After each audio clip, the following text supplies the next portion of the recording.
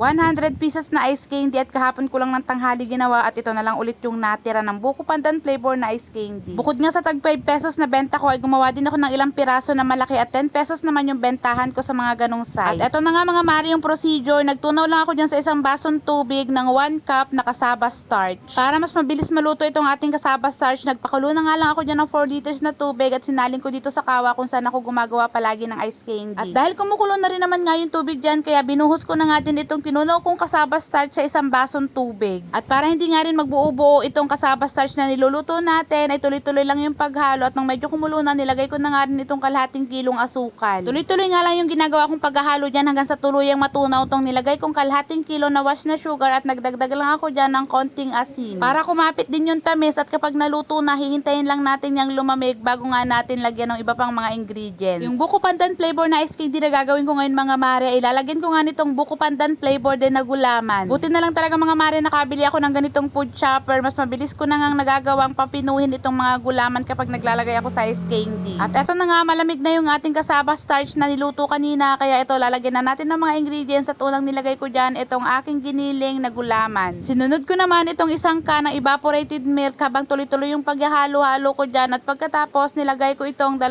lata na buko pandan condensed flavor. Tuloy-tuloy nga lang yung paghahalo ko dyan hanggang sa tuluyang mag-mix yung lahat ng ingredients na nilagay ko at i-rest ko lang yan ng 5 minutes bago umpisang balutin. At dahil nga naubusan ako ng Enjoy Milkshake powder mga mare, kaya ganito na lang muna yung ginawa kong buko pandan flavor. Tapos nagdagdag nga lang ako dyan ng buko pandan flavor na gulaman para naman kahit papaano ay may twist din itong ating ginagawang ice candy. Itong isang puno dito sa kawa kung saan ako laging gumagawa ng ice candy, kapag nabalot ko yan lahat ay napapalabas ko ng 100 pieces. At yung gamit kong pantakal dyan, 1/4 cup. Yung gamit ko naman plastic ay 1 1/2 by 10. Kung mapapansin nyo nga mga mare, at saka pa ako gumagawa dyan ng ice candy kung ng mga karaan hindi ako nagluluto, pero ngayon bumalik ako sa pagluluto nga ng kasaba starch. Simula nga kasi nung unang paggawa ko ng ice candy, yun na talaga yung nakasanayan ko. Medyo nagpahinga nga lang ako sa pagluluto ng ganon dahil medyo mahal yung gaas. Pero kung yung pagluluto ko dati ng kasaba starch ay medyo matagal dahil inaabot yun ng 15 to 20 minutes, ngayon mas mabilis na lang. Nanonood nga din ako ng mga ibang gumagawa pa ng ice candy at ganito nga paraan yung ginawa nila. Nagpapakulo muna sila ng tubig para mas mabilis maluto yung cornstarch or kasaba starch. Kaya ganun nga yung ginawa ko ngayon mga mare. Bali nagpakulo muna ako ng 4 liters na tubig sa heater pagkatapos sinaling ko sa kawa. At dahil nga kapag ganun na kumukulo na agad yung tubig, mas mabilis na nating maluluto yung kasaba starch or cornstarch. So anyway mga mare, ito nga't nagbibilang na ako ng ginawa kong ice candy at umabot nga ito ng 100 pieces. 100 pieces na ice candy ginawa ko ng tanghali, pero kinabukasan ng hapon ito na lang ulit yan. So hanggang dito na nga muna ulit. Maraming salamat sa pagtanaw.